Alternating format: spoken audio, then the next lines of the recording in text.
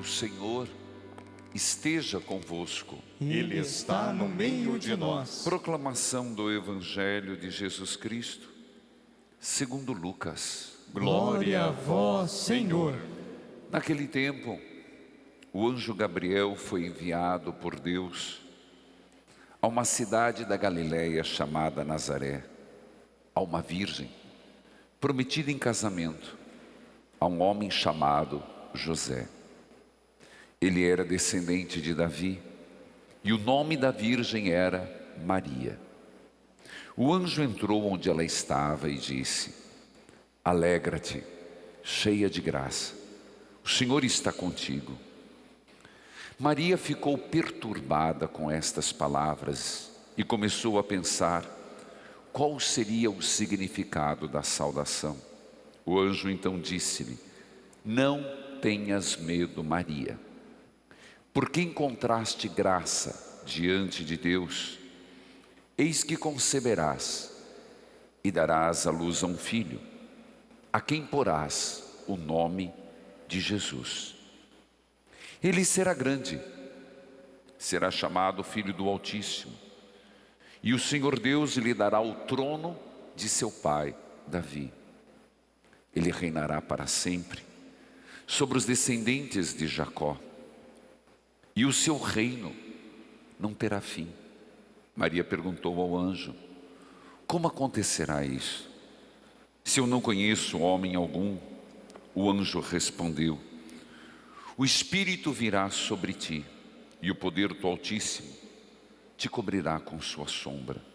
Por isso, o menino que vai nascer será chamado Santo, Filho de Deus. Também Isabel, tua parenta, concebeu um filho na velhice. Este já é o 6º mês daquela que era considerada estéril, porque para Deus nada é impossível. Maria então disse: Eis aqui a serva do Senhor, faça-se em mim segundo a vossa palavra. E o anjo se retirou. Palavra da salvação. Glória a vós, Senhor. Que a palavra de Deus perdoe os nossos pecados. Amém.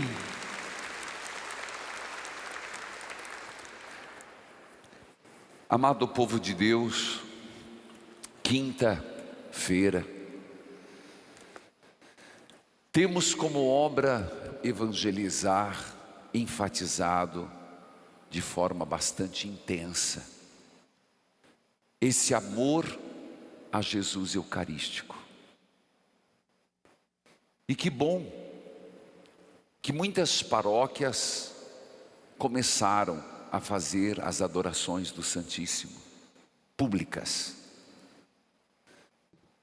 Mas isso nós fazemos com muito carinho, muito amor, porque se a nossa meta, nosso objetivo, como prioridade, é falar, propagar, levar a experiência da pessoa de Jesus Cristo.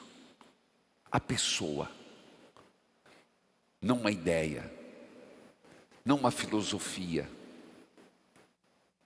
É falar da pessoa de Jesus, o encontro pessoal. Este encontro se faz de várias formas, mas por excelência, nesse encontro da Eucaristia. E a cada quinta-feira, dentro de uma programação intensa que começa muito cedo, adorações, pregações, intercessão, nós vamos colocando a nossa vida. E hoje nós começamos, na quinta eucarística à noite, o cerco de Jericó, que é bíblico, não tem como negar, que é do Antigo Testamento de Josué, na grande experiência de derrubar a última das cidadelas fortificadas, para que o povo pudesse entrar na terra prometida. E a partir daquela experiência das 7 voltas, a partir da experiência que eles tiveram, da intervenção de Deus na muralha, nós somos chamados com muita humildade a pensar: quais são as muralhas que estão na minha vida? Ninguém quer que seja construído muralha, ninguém deseja isso, mas as muralhas vão se erguendo. O diabo põe um, os inimigos põem outro, e a gente colabora também colocando as nossas pedras, e essa muralha vai se erguendo. E o triste que a muralha significa um obstáculo para a terra prometida, um obstáculo para estar com Deus. E eu digo que nós não precisamos recuar nas muralhas. Com Jesus eucarístico, com a força de Jesus Cristo, nós podemos obter a graça de serem derrubadas. E como existem muralhas? Muralhas do desemprego, muralhas da depressão. Hoje mesmo, aquela senhora Ilma, falando do seu neto, creio que Patrick, sim, lá de São Paulo, capital, de 15 anos, que desde o ano passado não consegue sair do quarto, nem toma mais banho, não conversa mais com os pais, uma depressão profunda. Também tantos outros que mandam e-mails, pedidos, nos vícios das drogas. Ah, meu Deus, que desastre! E como cresce isso? Mas é só a maconha. Só a maconha? Gostaria que fosse cocaína? Queria que fosse crack? O alcoolismo? Ou luta? Ou luta? Mas também outros problemas, doenças, câncer. Quer dizer, todos nós temos as nossas muralhas. Seja no casamento, tem gente que está pelejando e não sai do ponto, não ata, não desata. Mas na verdade, às vezes é uma muralha que está ali dentro do casamento, separando marido e mulher.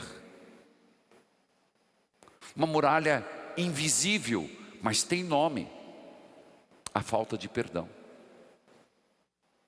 Uma muralha invisível aos nossos olhos, mas bem fortificada.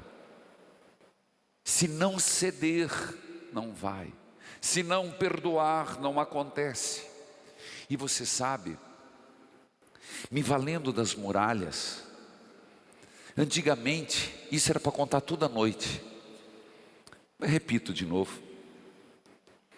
As muralhas eram feitas para proteger, mas muitas vezes os inimigos sitiavam a cidade. Sitiar quer dizer estar em torno e impedir que entre mantimentos, água. Cuidado, às vezes você está numa muralha e você está sitiado, está acabando as tuas forças, está acabando os teus recursos, está acabando tua vontade de viver, e não há remédio que dá conta. Caramba! Derruba essa muralha. Não seja refém de si mesmo. E eu creio e começo falando sobre o que nós estamos vivendo, para dizer que nós podemos contar com Nossa Senhora nessa batalha. Podemos contar com Nossa Senhora nessa luta. A vida é uma luta, meus irmãos. A questão é: perdedores ou vitoriosos? Perdedores ou vitoriosos em Deus? Por isso, a primeira leitura e o Evangelho fala de Nossa Senhora, fala da Virgem Maria. E hoje nós contemplamos Nossa Senhora do Rosário. E o Evangelho começa nos dizendo a anunciação, e não por acaso, o Santo Terço, quando vamos rezar, ele começa contemplando os mistérios gozosos. O anjo do Senhor anunciou a Maria. Filhos queridos, felizes somos nós se tomamos o Santo Rosário como defesa. O padroeiro dos sacerdotes, São Curadars, São João Maria Vianney, ele dizia sempre: com a arma do rosário eu afastei muitas almas do diabo.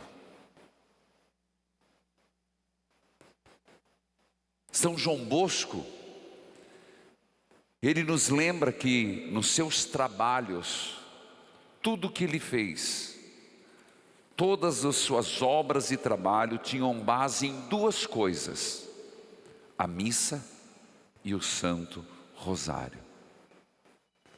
São Pio de Pietrelcina, nosso intercessor, ele rezava mais de 30 rosários por dia.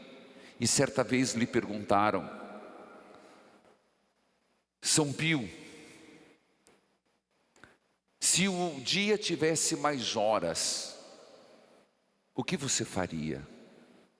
Ele disse: eu usaria as horas para rezar o Santo Rosário. Por isso eu digo, se lembramos as aparições de Nossa Senhora, mesmo Nossa Senhora de Fátima, na verdade é Nossa Senhora do Rosário de Fátima. Em todas as aparições, principalmente as 6 oficiais, Nossa Senhora se punha com o rosário e pedia a Lúcia, Francisco, Jacinta rezar o rosário para a conversão do mundo. Portanto, é com o terço na mão que nós devíamos passar a nossa vida. E é com o terço na mão que deveríamos descansar em paz. Como é um costume tão lindo de muitos que quando morre e vai ser colocado no caixão, coloca com o rosário. A cada Ave Maria que rezamos, meus irmãos, nós lembramos o Evangelho de hoje. Quando o anjo apareceu à Virgem Maria, o Gabriel, e saudou: ave cheia de graça, o Senhor é contigo. A cada Ave Maria, nós lembramos um texto bíblico. E se, eu dizia, a nossa meta é encontrar Jesus, quanto mais esse Jesus pela palavra. E cada Ave Maria é uma citação da palavra de Deus. Queridos irmãos, é com o terço e recitando as Ave Marias que nós podemos nos santificar. São Domingos Gusmão recebeu essa grande missão do terço, e foi numa grande batalha de Lepanto, quando parecia que os cristãos iriam perder contra os turcos, que recitando o terço obtiveram a vitória, não deles, do cristianismo. É com o terço na mão que nós somos chamados a fazer as nossas viagens e de repente voltar, quando entrarmos no carro, a recitar o Santo Terço. É com o terço na mão que talvez muitas famílias possam reencontrar o sentido de estar juntos, rezando todo dia. Queridos filhos e filhas, quando nós recitamos o terço, nós meditamos os mistérios do Senhor, seja nos mistérios gozosos, seja nos mistérios luminosos que foram acrescentados por São João Paulo II, que se refere à vida pública de Jesus, seja nos dolorosos e por fim nos gloriosos. Perceba, é a vida do Senhor meditada de continhas em continhas. É com o terço na mão que nós podemos elevar a Deus as nossas preces, pedindo o fim da pandemia, pedindo o fim da guerra.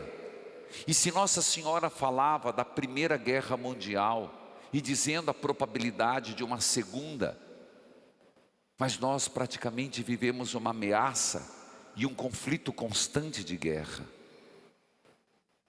É com o terço na mão que nós devemos pedir que cesse a violência entre irmãos.